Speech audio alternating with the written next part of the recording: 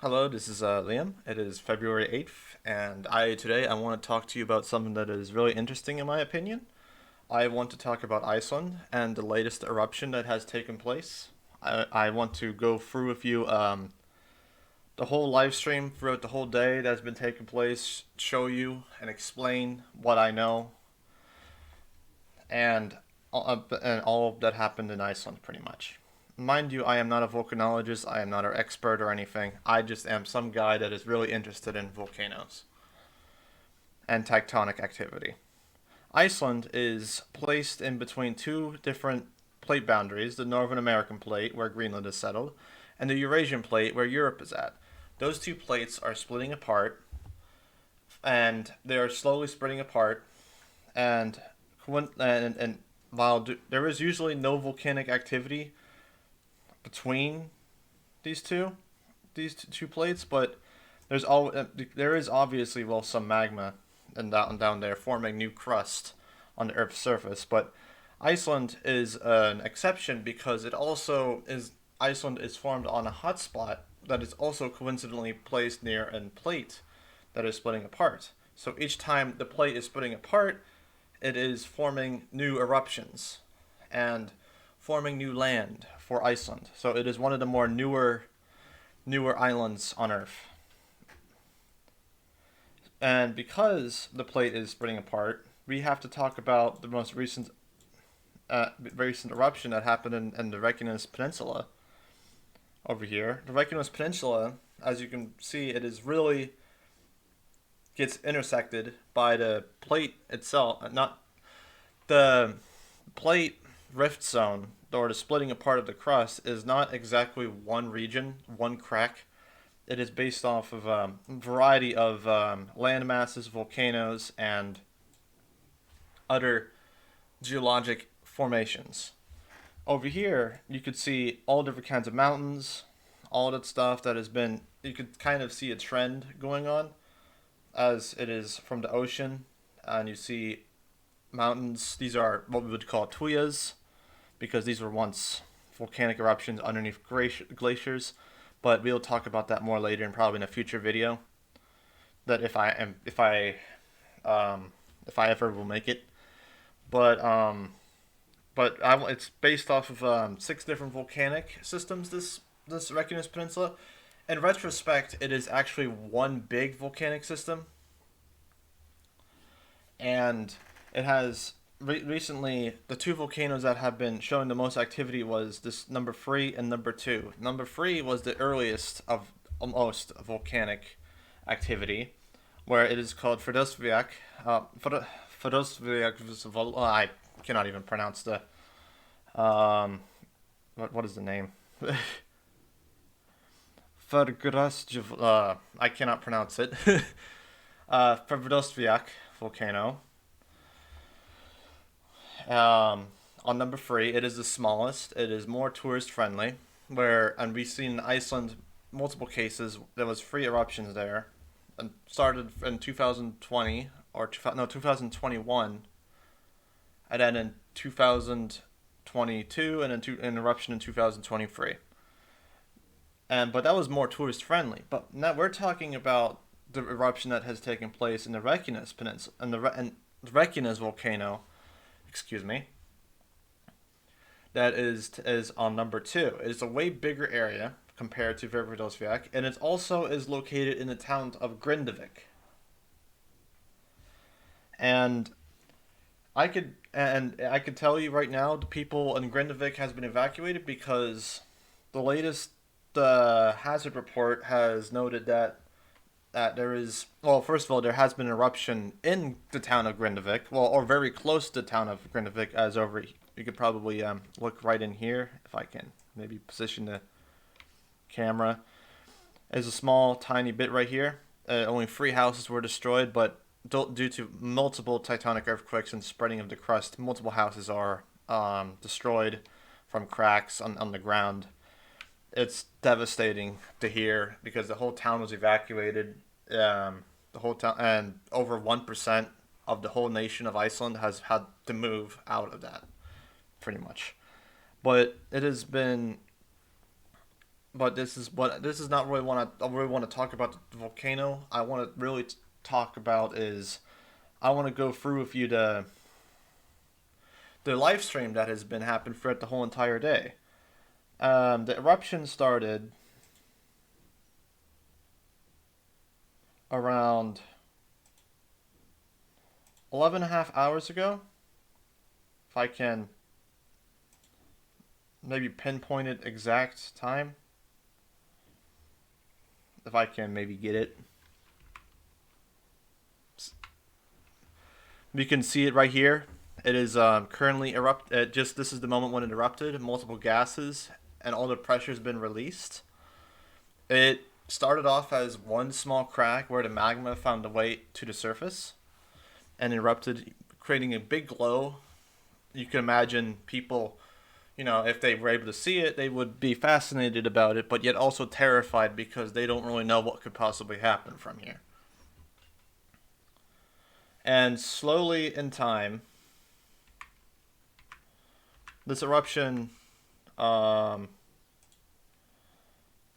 it kept growing to a point of where it became almost, I would say, over a mile long. Definitely over a mile long, for sure. And you could see all this fountaining and all this fountaining of lava. It's what we would call a fissure type of eruptions. And that is what really often occurs a lot in Iceland, as you could probably tell, and by by the geology of the region over here. Sometimes and the Reykjanes volcano, it has, and especially we see often very signs of fissure types eruption. By here's a good example. This was in previous eruption before all the volcano has erupted. This is an old fissure that has erupted in the past. Here is yet another one. And sometimes we do get small shield volcanoes that erupt in Iceland. And we also have tuyas and more fissures. We could just see based on historical eruptions and predict what kind of eruptions we'll get. But this is a very special occasion where we have also some other things that happened during this eruption that I really would like to talk about. We have, but we also have is also these huge hills, mountainous areas. These are what we would call tuyas, where these volcanoes has erupted underneath a glacier of ice, and it melted and it formed a flat top. And because this volcano is not so very tourist friendly, because the town of Grindavik is in danger because you could tell that previous lava fields has gone over it, and they built over. And they also built over previous cracks and fractures of you can see right here. They built over fractures of previous events that happened. But we also have is the infamous Blue Lagoon, one of the bigger tourist destinations. And the eruption that is happening right now, happened today, was the lava. It erupted around right here, more west from the first eruption of the Reykjanes volcano, and the lava mostly went downhill. They had built a barricade, a lava barrier, not a barricade, excuse me, where a lava barrier where they would divert lava flow from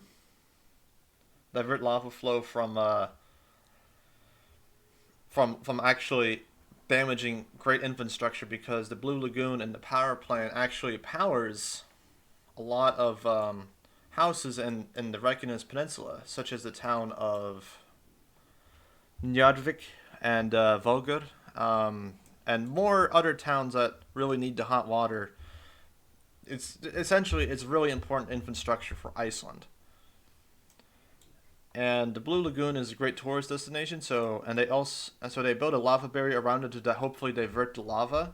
And as far as I know, really no lava came in contact with the barrier, so it wasn't really, it helped. But the geology landscape also diverted the lava away from the barrier itself. So, but we also had an eruption down here, and we could see from previous eruptions cases here. They also made a lava barrier around here that they diverted the lava.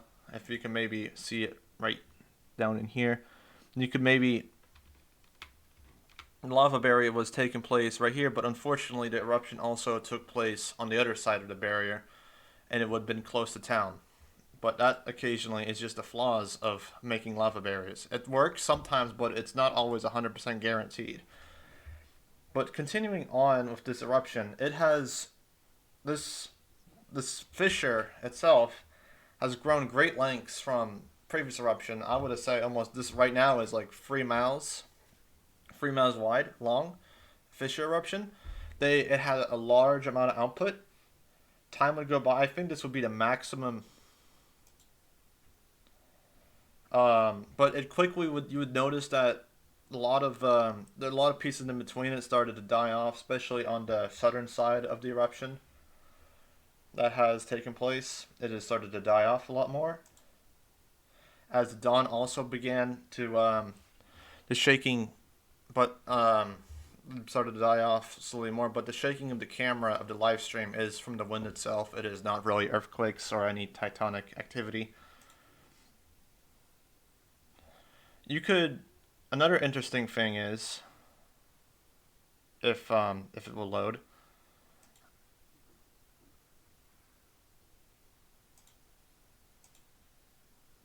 If it will load, that is. You could see the slight yellow tint. It's not just because of the sunrise, but there's also a lot of volcanic gases that are escaping from the fissure itself. That could be also hazardous to our lungs. If you ever were near a volcano, you would probably smell rotten eggs or start feeling congested. That is a sign of sulfuric gas or sulfur or any other gases, carbon dioxide that is escaping from eruptions. The time went by, you would see that the eruption continued. You could more see how long it took place by seeing this hill over here, and another hill that was more directly north from the eruption itself. I could tell it's north because the camera is facing west and it is the east from the eruption facing west. So it's around, if I had to go to Google Maps, the eruptions themselves take place around right here. This is the hill that you see over there. The Blue Lagoon is behind that. And the camera would probably be around on these hills over here by Fevrosviak. And as time would go by, it would start diminishing. And usually these eruptions we've noticed that it only really lasts like maybe 1 or 2 days.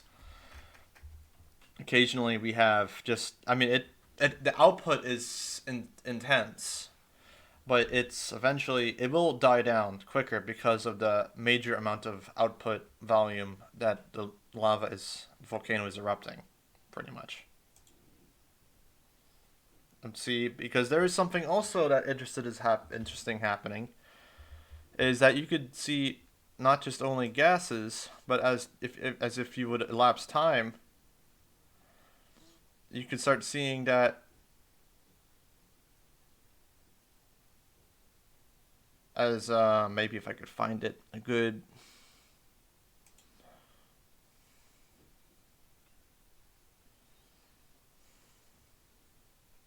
The eruption was almost focused on 2 spots, dying down. It was quick, high volume. A lot of lava probably came out of it. But as we can see, there was more steam gases coming out from there. And maybe I could hopefully capture a good example, unless an ad will want to play.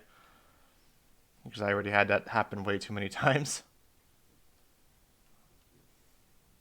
You can see that something interesting occurs, what we would call a phreomagmatic eruption, where you can. Oh wait, there we go. But I want to try to get it on the exact time when it happens. Give me some moment here. Or you can actually just skip ahead.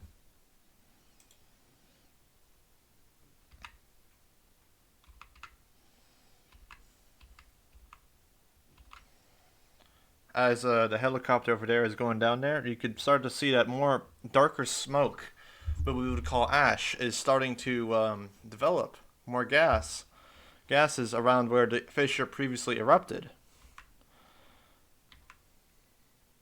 And as time would elapse, it would develop more ash, what we would call essentially when lava contacts with. And this is what we would call a phreomagmatic eruption as it started to begin on the fissure itself. Here's a better example. Here's a more time-elapsed version of it. You could see steam and volcanic ash, which is the darker smoke that has taken place. But so they don't really intermix well because of they don't really mix well. Volcanic ash is like just small particles of rock that has been exploded due to steam, and steam itself will eventually just vaporize real quickly and land on the surface. This camera is a good view. This is why I chose to choose this live stream. Live from Iceland has multiple perspectives of the eruption, but I particularly chose this one because I could kind of explain things in greater detail. Now, as were to continue, it would expand more. Now, I'm going to let this play as I'm going to explain now what really is happening here and why wouldn't there be an explosive component to the eruption from the start. You see, it is the magma itself, before it erupted, must have interacted with groundwater. Groundwater that was in the ground of itself. But when magma reaches the groundwater, it kind of makes a tube and it blocks off the magma. Essentially, the magma becomes stronger has a higher volume than the groundwater itself. So it would just create like a tube that there would be, and there would be formed from magma and the water, and it would just erupt regularly. But when the eruption diminishes and water seems to be replacing where the cracks where the lava magma was there, it would start, having more of an explosive component of, like, for example, of if we saw, like, in Hawaii, we saw multiple, when Hawaii reaches the ocean itself, it creates steam, and it creates, an explosive component when hot rock is interacting with water, very cold water. The gases expand quickly, popping it, and it just fractures the rock, and it makes an explosive crater to it. And as I can see right now, this is a really good example to show you how to identify gases, steam, and rock and ash itself. We could see more of a phreatic eruption taking place during the center, magmatic phreatic eruptions, and this is more of a fissure type of eruption here. The yellow tint to the smoke here is the gases. Once again, the white is steam, and it evaporates quickly as it goes into the surface. Mind you, in Iceland, it is really cold. It is lasting a little longer. But the volcanic ash that is being emitted from phreatic eruptions with groundwater interacting with lava, it is creating this darker smoke that would last long, and it would eventually fall onto the ground on this side as well. It is going to be interesting to find out what formations we would get from this kind of eruptions here. So it is really interesting to follow up onto this, but it wouldn't really then, as time would go by, if it would, this is just a sheer scale of the eruption itself. But as time would go by, as I could probably go to live right now, sun is already setting in Iceland right at the moment. We still have some volcanic fissures on both component side, but I wouldn't be so surprised whenever they start diminishing. More groundwater is going to interact with it and forming and create more of an explosive content to it.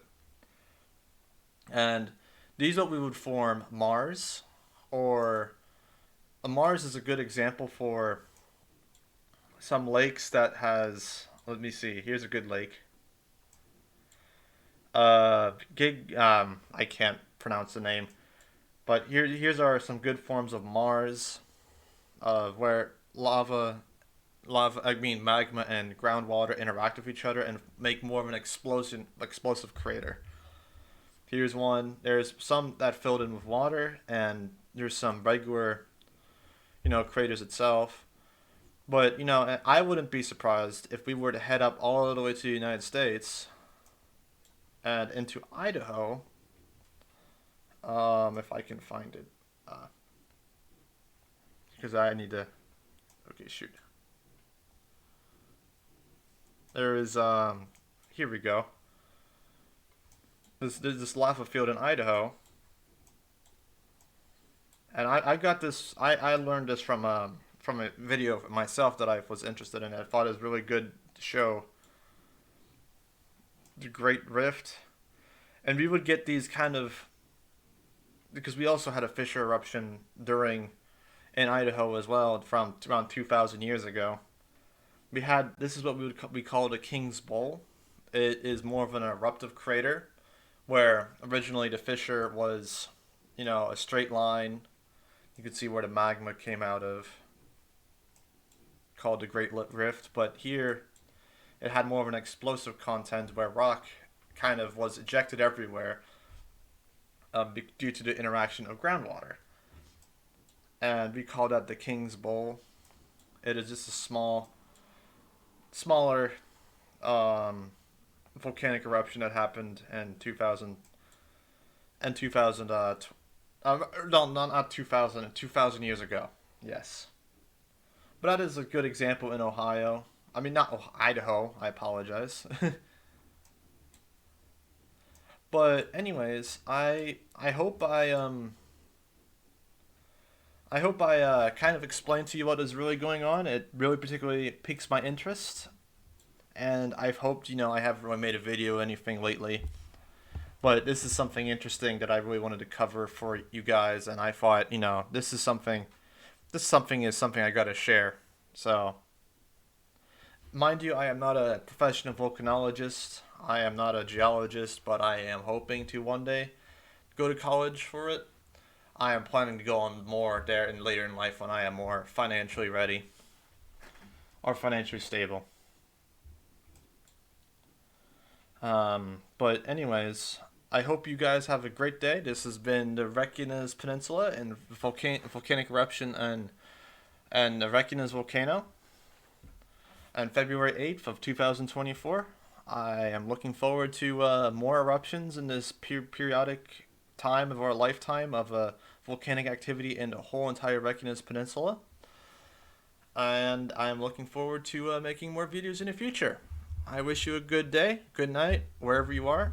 If it's your birthday today, happy birthday to you. And I love you all. Have a good night, everybody.